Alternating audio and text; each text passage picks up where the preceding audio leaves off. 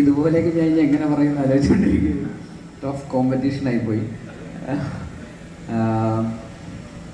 സിനിമയെ കുറിച്ച് വന്ന ഒരു ജേർണി എന്ന് പറയുമ്പോൾ കഴിഞ്ഞ വർഷം, ഐ മീൻ അതിന് മുമ്പത്തെ വർഷം, 2 വർഷം മുമ്പാണ് ഇതിൻ്റെ ഒരു ആദ്യമായിട്ട് ഇതിൻ്റെ ഒരു സ്ക്രിപ്റ്റ്, ഐ മീൻ ഇതിൻ്റെ ഒരു ബുക്ക് വന്ന് പറയുന്നത്, ബുക്ക് വായിക്കാൻ തരുന്നത്. അപ്പോൾ അന്ന് ഈ സിനിമ പറയുന്ന പോലെ സിനിമ ഇനി ചെയ്യുന്നില്ല, അഭിനയിക്കുന്ന ഇത്തിരി ഡയറക്റ്റ് ചെയ്യണ സിനിമയുടെ തിരക്കിലേക്ക് പോവുകയാണെന്നൊക്കെ പറയണ പോലത്തെ ഒരു സ്പേസ് ആയിരുന്നു. പക്ഷെ എന്തായാലും ബുക്കൊന്ന് വായിച്ച് നോക്കുമെന്ന് പറഞ്ഞിട്ട് ബെന്നി ചേട്ടനാണ് ആ ബുക്ക് കൊണ്ട് തരുന്നത്. അപ്പോൾ ആ ബുക്ക് വായിച്ചു കഴിഞ്ഞപ്പോൾ ഇനിയിപ്പോൾ എന്തൊക്കെ വന്നാലും ഇത് ചെയ്യണം എന്ന് പറയുന്ന ഒരു ആഗ്രഹം ഭയങ്കരമായിട്ട് തോന്നി. അതിലെ അജേഷ് എന്ന് പറയുന്ന ക്യാരക്ടർ മനസ്സിൽ നിന്ന് പോകുന്നുണ്ടായിരുന്നില്ല. സിനിമ കണ്ടു കഴിഞ്ഞപ്പോൾ ഉണ്ടായിരുന്ന ആ ഒരു അജേഷ് നമ്മുടെ കൂടെ തന്നെ നിൽക്കുന്നു എന്നുള്ള സാഹചര്യം ബുക്ക് വായിക്കുന്നവർക്കും അന്നേ കിട്ടിയിട്ടുണ്ട്, എനിക്കും കിട്ടിയായിരുന്നു. അപ്പോൾ അതെന്തായാലും അജേഷ് അപ്പോൾ എന്തായാലും ചെയ്യണം എന്നുള്ളൊരാഗ്രഹമുണ്ട്. എന്നാൽ പോലും ഡിറക്ഷൻ ചെയ്യണ സിനിമയുടെ ടൈം ലൈൻസും ഒക്കെ കുറച്ച് ടൈറ്റായിട്ട് നിൽക്കുന്ന സാഹചര്യത്തിൽ ഇത് ചെയ്യാൻ പറ്റുമോ.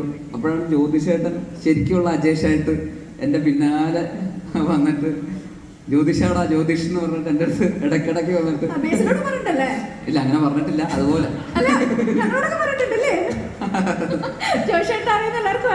ആ ഒരു ലൈൻ.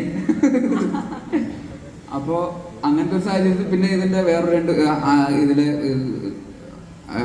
ഈ കാതൽ എന്നൊക്കെ പറഞ്ഞ സിനിമയുടെ റൈറ്റർ പോൾസൺ, പിന്നെ അരുൺ അനിരുദ്ധൻ, മിന്നൽ മുരളിയുടെയൊക്കെ കോ റൈറ്റർ, ഇവരും ആ സമയത്ത് എൻ്റെ കൂടെ ഞാൻ ഡയറക്റ്റ് ചെയ്യുന്ന സിനിമയുടെ എഴുത്തിൽ ഉള്ള സമയമായിരുന്നു. അപ്പോൾ അവരും ഈ ബുക്ക് മുമ്പ് വായിച്ചിട്ടുണ്ട്. അപ്പോൾ അവരും ഇടയ്ക്കിടയ്ക്ക് എൻ്റെ അടുത്ത് വന്നിട്ട്, ഞാൻ തന്നെ ഡയറക്റ്റ് ചെയ്യാൻ പോകുന്ന സിനിമയുടെ റൈറ്റേഴ്സാണ്, ഞാൻ ഈ ഒരു സിനിമ പോയി കമൻറ്റ് ചെയ്താൽ അവരുടെ സിനിമ ഡിലേ ആവും, എന്നിട്ട് അവർ പറയും ചേട്ടാ അത് ഡിലേ ആയാലും കുഴപ്പമില്ല, ചേട്ടനത് ചെയ്യണം എന്ന് പറഞ്ഞിട്ട് എന്നെ വീണ്ടും പ്രോത്സാഹിപ്പിച്ച് ശരി എന്നാൽ പിന്നെ ചെയ്തേക്കാം എന്ന് പറയുന്നത്. അപ്പോൾ അതിന് ആ ഡിസിഷൻ എടുക്കുന്ന ഒരു മൊമെൻ്റ് ആയിരുന്നു ഇതിൽ ഏറ്റവും വലിയ, എൻ്റെ ജീവിതത്തിൽ ഏറ്റവും വലിയ ഒരു അഭിനയ ജീവിതത്തിലെ ഒരു വഴിത്തിരിവ് എന്ന് പറയുന്നത്. അങ്ങനെ ആ സിനിമയെ കുറിച്ച് അന്നേ കൃത്യമായിട്ട് മനസ്സിലാക്കാൻ പറ്റിയ കുറച്ച് ആളുകൾ അന്നും നമ്മുടെ കൂടെ ഉണ്ടായിരുന്നതുകൊണ്ട് കൃത്യമായിട്ട് സംഭവിച്ചു. പിന്നീട് ജസ്റ്റിൻ മാത്യു, മിന്നൽ മുരളിയുടെ തന്നെ കോ റൈറ്റർ ജസ്റ്റിൻ ഈ സിനിമയുടെ ഭാഗമായി. അപ്പോൾ ജസ്റ്റിനും ലോവൻ ചേട്ടനും കൂടെ ഇതിൻ്റെ ഒരു എഴുത്ത് ആ ഒരു സൈഡിൽ കൂടെ പോയി. പിന്നെ അപ്പോൾ നിർമ്മിക്കാനായിട്ട് ഇതിൻ്റെ അകത്തോട്ട് മുന്നോട്ട് വന്നത് അജിത് വിനായക ഫിലിംസാണ്. അപ്പോൾ അജിത് ഏട്ടനും മറ്റൊരു അജേഷാണ് ഈ പറയുന്ന പോലെ ഒരുപാട് സിനിമകൾ കൂട്ടായ്മയാണ്. അപ്പോൾ അദ്ദേഹവും മുമ്പും സിനിമകളൊക്കെ പ്രൊഡ്യൂസ് ചെയ്തിട്ടും ഇങ്ങനെ ചിലതൊന്നും അങ്ങനെ വിജയിക്കാതെയൊക്കെ പോയ സാഹചര്യത്തിൽ ഒരു മെയിൻ സ്ട്രീം ഒരുവിധപ്പെട്ട ഒരു പ്രൊഡ്യൂസറൊക്കെ ഇനി പ്രൊഡ്യൂസ് ചെയ്യുന്നില്ല എന്നൊരു തീരുമാനം എടുക്കുന്ന സാഹചര്യം ഉണ്ടായിട്ട് പോലും ഒരെണ്ണം ഇട്ടടിച്ചിട്ടേ ഉള്ളൂ എന്നുള്ള രീതിയിൽ അജിത്താണ് അജിത്ത് എന്ന് പറഞ്ഞ് മുന്നോട്ട് അവസാനം വരെ നിന്ന് പോരാടിയ ഒരു പ്രൊഡക്ഷൻ ഹൗസാണ്. അപ്പോൾ ആ ക്രെഡിറ്റ് തീർച്ചയായിട്ടും, അതായത് അത്രയും പരാജയങ്ങൾ നേരിട്ടിട്ടും അവസാനം വരെ ഇത് നേടിയെടുത്തത് അവരുടെയും കൂടെ ഭയങ്കരമായിട്ടുള്ളൊരു കഴിവ് തന്നെയാണ്. അപ്പോൾ അങ്ങനെ ഒരുപാട് അജേഷുമാർ ഒരുമിച്ച് ചേർന്ന് സിനിമയ്ക്ക് അകത്തും പുറത്തും ഒക്കെ അജേഷുമാർ ഉള്ള ഒരു സിനിമയോടെയാണ്. അപ്പോൾ ഇതിൻ്റെ എൻറ്റയർ പ്രോസസ്സിൽ ഇതുപോലെ ഈ സിനിമ എന്ന് പറയുമ്പോൾ അങ്ങനെ നമുക്ക് എന്താ പറയുക, അതിൻ്റെ ഒരു ലുക്ക് ആൻഡ് ഫീലും അതിൻ്റെ ഒരു ഭയങ്കര റോ ആയിട്ടുള്ള സിനിമയാണ്. അതിൻ്റെ പെർഫോമൻസ് ആണെങ്കിലും ഒക്കെ അതിനോടുള്ള ഒരു സത്യസന്ധത നമ്മൾ കൊടുത്താൽ മാത്രമേ ആ സിനിമ അത് കൺവിക്ഷൻ ആ സംവിധായകന് എഴുത്തുകാരന് കണ്ട രീതിയിലേക്ക് അത് വരാൻ പറ്റുള്ളൂ. അപ്പോൾ ആ ആത്മാർത്ഥത ഇതിലെ എൻറ്റയർ ക്രൂ കാസ്റ്റ് എല്ലാവരും അതിലേക്ക് ഇൻവോൾവ് ചെയ്തിട്ടുണ്ട്. ഇപ്പോൾ ലിജോ ആണെങ്കിലും ക്യാരക്ടറിൻ്റെ ആ ഒരു റിയലിസം ഭയങ്കരമായിട്ട് പുഷ് ചെയ്തിട്ടുണ്ട് നന്നായിട്ട്. അതുപോലെ സജിനാണെങ്കിലും ഈ പറയുന്ന സജിൻ കൊച്ചിയിലുള്ള ഒരാളാണ്, കൊല്ലത്തുള്ളൊരു ക്യാരക്ടർ ചെയ്യുന്നു. അപ്പോൾ അതിൻ്റേതായിട്ടുള്ള അത്ര എളുപ്പത്തിൽ അങ്ങനെ സ്വിച്ച് ചെയ്യാൻ പറ്റില്ല. എന്നാൽ പോലും അത് കായികമായിട്ടും ആ ഫിസിക്കും ഒക്കെ ബിൽഡ് ചെയ്യാൻ വേണ്ടിയിട്ടും അല്ലാതെയും ക്യാരക്ടറിലേക്ക് കയറാനും ഒക്കെ ആയിട്ട് ഭയങ്കരമായിട്ടുള്ള ശ്രമം നടത്തിയിട്ടുണ്ട്.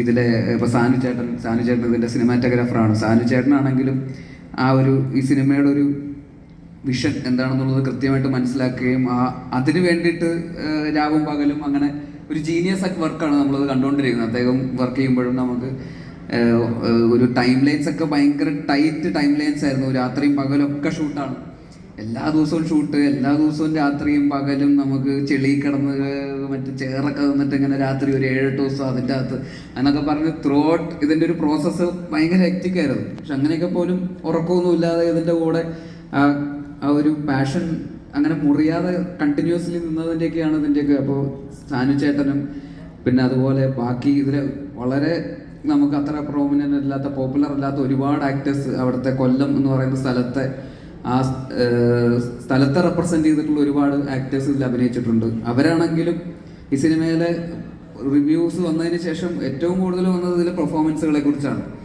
ഒരു ആക്ടറിന്റെ പെർഫോമൻസ് പോലും അപ്രീഷിയേറ്റ് ചെയ്യാതെ പോയിട്ടില്ല. എല്ലാവർക്കും അവർക്ക് കിട്ടേണ്ട റെക്കഗ്നീഷൻ ഒരു രീതിയിൽ അല്ലെങ്കിൽ വേറൊരു രീതിയിൽ ഈ സിനിമയിൽ നിന്ന് കിട്ടിയിട്ടുണ്ട്. ഓരോ കുഞ്ഞു റോളുകൾ ചെയ്ത ആളുകൾക്ക് പോലും പല രീതിയിലുള്ള അപ്രീസിയേഷൻസ് കിട്ടിയിട്ടുണ്ട്. അത് എല്ലാവരുടെയും പേരോ ക്യാരക്ടേഴ്സോ എടുത്ത് പറയാൻ പറ്റില്ലെങ്കിൽ പോലും അവരെല്ലാവരും അത്ര ജെനുവിനായിട്ട് ഈ സിനിമയുടെ ഒരു സത്യസന്ധതയ്ക്കൊപ്പം കൂടെ നിന്നതും ഈ ഹെക്റ്റിക് ആയിട്ടുള്ള ഷെഡ്യൂളുകൾക്കൊക്കെ കൂടെ നിന്നതും ഒക്കെ തന്നെയാണ് ഈ സിനിമയുടെ ഒരു വേറൊരു സൈഡ്. പിന്നെ പ്രൊഡക്ഷനിലെ രഞ്ജിത്തും ഈ പറയുന്ന പോലെ ഭയങ്കര ആത്മാർത്ഥമായിട്ട് ഇതിൻ്റെ കൂടെ ആരോമൽ ഒക്കെ ആ പ്രൊഡക്ഷൻ ടീമും ഭയങ്കര കൂടെ ജ്യോതിഷേട്ടൻ്റെ കൂടെ ഇങ്ങനെ ആത്മാർത്ഥമായിട്ട് നിൽക്കുന്നു. ആനന്ദിൻ്റെ കാസ്റ്റിൻ്റെ കാര്യം പറഞ്ഞപ്പോൾ ആനന്ദ് ബ്രൂണോ ഒരു കൾട്ട് ക്യാരക്ടറായിട്ട് പിന്നീട് മാറിയതാണ്. അപ്പോൾ ബ്രൂണോയും ഈ പറയുന്ന പോലെ ഭയങ്കര എഫേർട്ട് എടുത്തിട്ടുണ്ട്. അത് ആരും വളരെ നേരെ വന്നിട്ട് സ്ക്രിപ്റ്റ് വായിച്ച് നോക്കിയിട്ട് ഇതാണ് സീൻ, ലെറ്റ്സ് ഡു എന്നും പറഞ്ഞിട്ട് ആർക്കും ഈ സിനിമ ആ ക്യാരക്ടേഴ്സ് അങ്ങനെ ചെയ്യാൻ പറ്റില്ല. എല്ലാവരും ആ ഹോംവർക്ക് ചെയ്ത് ഡയലോഗ്സ് ഒക്കെ പഠിച്ച് അപ്പോൾ പെർഫോം ചെയ്യുമ്പോൾ ഡയലോഗ്സിൻ്റെ അപ്പുറത്തേക്ക് നമ്മൾ ഡയലോഗ്സിൽ കോൺഷ്യസ് ആവാതെ നമ്മളത് പെർഫോം ചെയ്യാൻ പറ്റുന്നു എന്ന് പറഞ്ഞിട്ട് ഒരു സ്റ്റേജ് എത്തുമ്പോൾ മാത്രമേ നമുക്ക് ജെന്യുവിനായിട്ട് ഒതൻറ്റിക് ആയിട്ട് അത് ചെയ്യാൻ പറ്റുള്ളൂ. ആ കാര്യത്തിലൊക്കെ ഇവരെല്ലാവരും ഭയങ്കര എഫേർട്ടാണ്. ദീപക്കും ഈ പറയുന്ന കണ്ണൂരിൽ നിന്ന് വന്ന ദീപക്ക് ഒരു കൊല്ലംകാരനായിട്ട് അഭിനയിക്കുന്നു. അപ്പോൾ അതും ദീപക്കും ഭയങ്കര കൺവിൻസിങ് ആയിട്ട് അത് ചെയ്തിട്ടുണ്ട്. പിന്നെ ശർമാജി അദ്ദേഹത്തിൻ്റെ തന്നെ ജീവിതത്തിലുള്ള കഥ കൂടെയാണ്. അപ്പോൾ ഒരു റിയൽ സ്റ്റോറി ആണെന്നുള്ളതിൻ്റെ ഒരു ഫാക്ടറും കൂടെ ഉണ്ട് സിനിമയ്ക്ക്. കാരണം അത് ജ്യോതിഷേട്ടനും കൃത്യമായിട്ട് അറിയാം എന്താണ് ജീവിതത്തിൽ സംഭവിച്ചതെന്നും അത് എങ്ങനെയാണ് ആ ക്യാരക്ടേഴ്സ് ബിഹേവ് ചെയ്ത് തരുന്നതെന്നും. അപ്പോൾ അവരുടെയൊക്കെ ഡീറ്റെയിലിംഗ് ഭയങ്കര രസമായിട്ട് ജ്യോതിഷേട്ടൻ ഭയങ്കര ആ ന്യൂആൻസസ് ഒക്കെ കൃത്യമായിട്ട് പറഞ്ഞു കൊടുത്ത് എല്ലാവരെയും കൊണ്ട് ഫുൾ ഓഫ് ചെയ്യിപ്പിച്ചിട്ടുണ്ട്. എല്ലാ ആക്ടേഴ്സിൻ്റെ അടുത്തും അദ്ദേഹത്തിൻ്റെ കൃത്യമായിട്ടുള്ള ഫീഡ്ബാക്കുകൾ ഭയങ്കരമായിട്ട് ഹെൽപ്പ് ചെയ്തിട്ടുണ്ട്. ഒരു പ്രൊഡക്ഷൻ ഡിസൈനർ എന്നുള്ള അദ്ദേഹത്തിൻ്റെ മുൻകാല എക്സ്പീരിയൻസ് ഒക്കെ ഈ പറയുന്ന ആ സ്റ്റോറി വേൾഡ് സെറ്റ് ചെയ്യാനൊക്കെ ഭയങ്കരമായിട്ട് ഹെൽപ്പ് ചെയ്തിട്ടുണ്ട്. നമ്മളാ കൊല്ലത്ത് മരിയാനോൻ്റെ വീട്ടിൽ നമ്മൾ നിൽക്കുമ്പോൾ കല്യാണ ഫംഗ്ഷന് പുറത്തേക്ക് ഇറങ്ങുമ്പോൾ അവിടെ ചെളി നമുക്ക് കല്യാണ പെണ്ണിൻ്റെ കാലിൽ ചെളിവെള്ളം കയറുന്നു എന്നൊക്കെ പറയുന്ന പോലത്തെ ഡീറ്റെയിലിങ്ങുകളൊക്കെ ഉണ്ടല്ലോ. അതൊക്കെ കൃത്യമായിട്ട് ആ സ്ഥലത്തെക്കുറിച്ച് അറിയുകയും അതിനെക്കുറിച്ച് അത് ശ്രദ്ധിക്കാനുള്ളൊരു ഐ കൂടെ ഉണ്ടെങ്കിൽ മാത്രമേ അതൊരു ഡയറക്ടർ എന്നുള്ള രീതിയിൽ അത് ഫുൾ ഓഫ് ചെയ്യാൻ പറ്റുള്ളൂ. അപ്പോൾ ആ രീതിയിലൊക്കെ ജ്യോതിഷേട്ടൻ അത് ജീവിതത്തിൽ അനുഭവിച്ച പോലെ തന്നെ പ്രേക്ഷകർക്കും അത് ഫീൽ ചെയ്യിപ്പിക്കാനുള്ള ജ്യോതിഷേട്ടൻ്റെ സൈഡിൽ നിന്നുള്ളൊരു എഫേർട്ട് പെർഫോമൻസസിലൊക്കെ റിഫ്ലക്റ്റഡ് ആണ്. പിന്നെ ഇതിൻ്റെ ബാക്കി ടെക്നിക്കൽ എഡിറ്റർ നിതിൻ ആരോളാണ്. നിതിനാണെങ്കിൽ പോലും ഇതിൻ്റെ ഇപ്പോൾ സ്ക്രിപ്റ്റ് എഴുതുമ്പോൾ ഇന്ദോമൻ ചേട്ടനും ജസ്റ്റിനും നേരത്തെ പറഞ്ഞ പോലെ ഒരു കഥയിൽ നിന്ന് സ്ക്രിപ്റ്റിലേക്ക് വരുമ്പോൾ അതിൻ്റേതായിട്ടുള്ള പലതരത്തിലുള്ള പോരായ്മകളുണ്ടാവും. കഥ വായിക്കുന്ന അതേ ഫീലിൽ സ്ക്രിപ്റ്റ് വരണം, ഫുൾ ഓഫ് ചെയ്യപ്പെടണമെന്നില്ല. പക്ഷെ അത് വളരെ സത്യസന്ധമായിട്ട് അവർ ഫുൾ ഓഫ് ചെയ്തു. അതേസമയം അത് എഡിറ്റിംഗ് ടേബിളിൽ അതിന് കൃത്യമായിട്ട് വേറൊരു മാനം കൊടുക്കാൻ നിതിന് ഭയങ്കരമായിട്ട് സാധിച്ചു. അത് ഒരു പോയിന്റിൽ പോലും ഈ സിനിമ കണ്ടവരാരും അഭിപ്രായത്തിൽ ഒരിക്കൽ പോലും ഈ സിനിമ ലാഗ് അടിച്ചു അല്ലെങ്കിൽ ഈ സിനിമ ബോറടിച്ചു എന്നുള്ളൊരു കമൻറ്റ് ഇതുവരെ ആരും പറഞ്ഞതായിട്ട് എനിക്ക് ഫീൽ ചെയ്തിട്ടില്ല. സിനിമയ്ക്ക് ആവശ്യമുള്ള വേസിങ് കൃത്യമായിട്ട് നിതിന് ഭയങ്കരമായിട്ട് കോൺട്രിബ്യൂട്ട് ചെയ്യാൻ പറ്റിയിട്ടുണ്ട്. മ്യൂസിക് സൈഡിൽ ജസ്റ്റിൻ ഭയങ്കര ബ്രില്യൻ്റ് ആയിട്ട് ഈ പറയുന്ന പോലെ ഓരോ സിറ്റുവേഷനും അനുസരിച്ചിട്ട് ആ കഥയുടെ പേസിങ്ങും ഇമോഷണൽ ഡ്രാമയും ഈവൻ നമ്മൾ ഫൈനൽ എഡിറ്റിൽ പോലും നമുക്ക് അത്ര ഫീൽ ചെയ്യാത്തൊരു റൊമാൻറ്റിക് ആംഗിളുണ്ട് അജേഷും ലിജോൻ്റെ സ്റ്റെഫിയും തമ്മിലുള്ള ക്യാരക്ടറും തമ്മിൽ. അത് ജസ്റ്റിൻ ആണ് അതിനെ ഒന്നുകൂടെ ലിഫ്റ്റ് ചെയ്ത് കുറച്ചുകൂടെ റൊമാൻറ്റിക് ആക്കിയത്. ആക്ച്വലി അത് ജസ്റ്റിൻ ഭയങ്കര ബ്രില്യൻ്റ് ആയിട്ടൊരു ഒരു സാധനം അതിൻ്റെ ഇടയിൽ കൂടെ കിട്ടും. അത് പറയാതെ വയ്യ.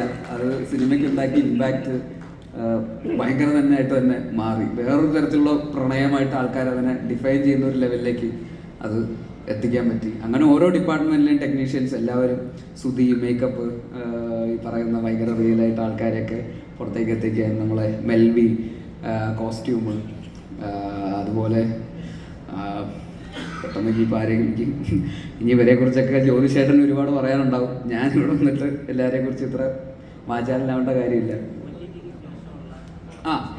അതും കൂടെ. അപ്പോൾ നമ്മൾ ഈ സിനിമ തിയേറ്ററിലേക്ക് എത്തിക്കുമ്പോൾ ഇന്നത്തെ കാലഘട്ടത്തിൽ ഈ ഒരു ഡ്രാമ തിയേറ്ററിൽ വരുമ്പോൾ ആൾക്കാർ തിയേറ്ററിലേക്ക് ഇടിച്ചു കയറി വരാനുള്ള ഒരു എക്സൈറ്റ്മെന്റ് ചിലപ്പോൾ തോന്നണമെന്നില്ല.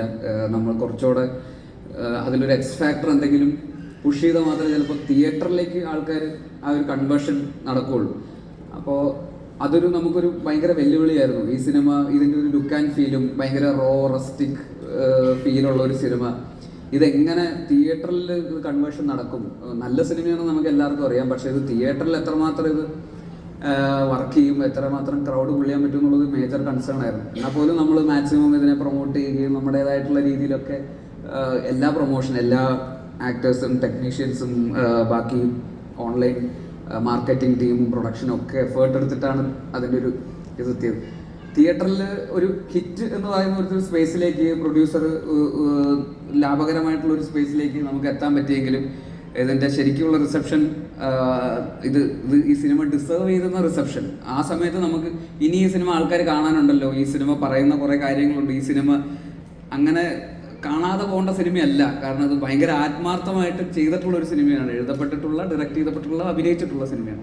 ഇത് കാണാതെ പോരുതെന്നുള്ളൊരു ഭയങ്കര ആഗ്രഹം ഉണ്ടായിരുന്നു. അത് പക്ഷേ OTT ഇറങ്ങിയപ്പോൾ അതാണ് നല്ല സിനിമയും സത്യസന്ധമായിട്ടുള്ള ഒരു എഫേർട്ടും ഒരിക്കലും ആരും നോട്ടീസ് ചെയ്യാതെ പോവില്ല എന്നുള്ളതിൻ്റെ ഏറ്റവും വലിയ ഉദാഹരണം പൊന്മാൻ തന്നെയാണ്. ആ രീതിയിൽ പൊന്മാൻ തിയേറ്ററിൽ OTT ഇറങ്ങിയതിന് ശേഷം ഭയങ്കരമായിട്ട് ഷൈൻ ചെയ്തു. അതായത് ഈ പറയുന്ന റിവ്യൂസ്, എല്ലാ സ്ഥലത്തുനിന്നും റിവ്യൂസ്, നമുക്ക് മലയാളത്തിൽ നിന്ന് മാത്രമല്ല ഇതിൻ്റെ റീലുകൾ, ആ ലോഡ്ജിലെ സീനൊക്കെ തമിഴിലും തെലുങ്കിലും ഒക്കെ ആ സീൻ ഡബ് ചെയ്തിട്ട് റീലുകളായിട്ടൊക്കെ തമിഴിലും തെലുങ്കിലൊക്കെ ആക്ടേഴ്സ് നമുക്ക് വാട്സാപ്പിൽ അയച്ചു തന്നു. അത് ഹാവ് യു സീൻ ദിസ് എന്നൊക്കെ ചോദിച്ചിട്ട് ഞാനത് എപ്പോഴേ കണ്ടു.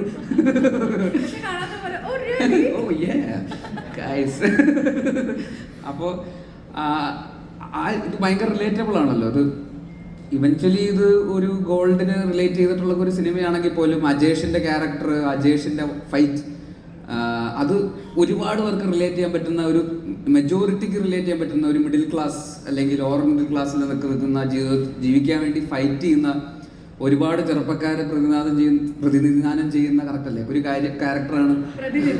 അതല്ല, അങ്ങനെ പറഞ്ഞു, ക്യാരക്ടർ എന്നുള്ള രീതിയിൽ അജേഷ് ഒരുപാട് പേർക്ക് ഭയങ്കര കൂടെ തന്നെ തിയേറ്ററിൽ നിന്ന് ഇറങ്ങിയപ്പോഴും അല്ലെങ്കിൽ OTT ഇത് കണ്ടു കഴിഞ്ഞപ്പോഴും അജേഷ് കൂടെ അങ്ങ് പോകുന്നു.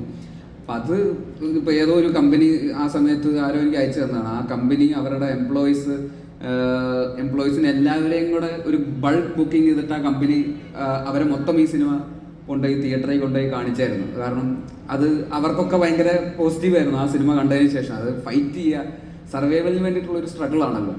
അപ്പം അതിൽ ഒരു ഹീറോയിസം ഉണ്ട്, അതിലൊരു എന്താ പറയുക, ഒരു മാസമുണ്ട് ഈ പറയുന്ന പോലെ.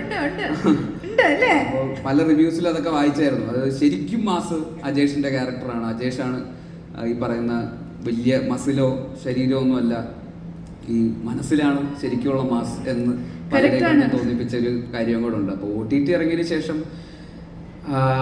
ഈ സിനിമ ശരിക്കും ഡിസേർവ് ചെയ്ത ആൾക്കാരിൽ എത്തിയെന്നുള്ളതിൽ ഒരുപാട് സന്തോഷം. ഇന്ന് അതിൻ്റെ ഭാഗം കൂടെ ആയിട്ടാണ് നമ്മളൊരു സക്സസ് സെലിബ്രേഷൻ എന്നുള്ളൊരു പോയിന്റിൽ ഇവിടെ വന്നിങ്ങനെ ഒരു ജേർണി ശരിക്കും അതിലൊരു ഫുൾ സർക്കിൾ കംപ്ലീറ്റ് ചെയ്യുന്ന ഒരു ദിവസം എന്നുള്ള രീതിയിൽ ഒരുപാട് അഭിമാനിക്കുന്നു. എല്ലാവർക്കും ഇതിൻ്റെ കൂടെ സഞ്ചരിച്ച് ഇവിടം വരെ എത്തിച്ച എല്ലാവരോടുള്ള നന്ദിയും അറിയിച്ചു കൊള്ളുന്നു. Thank you so much.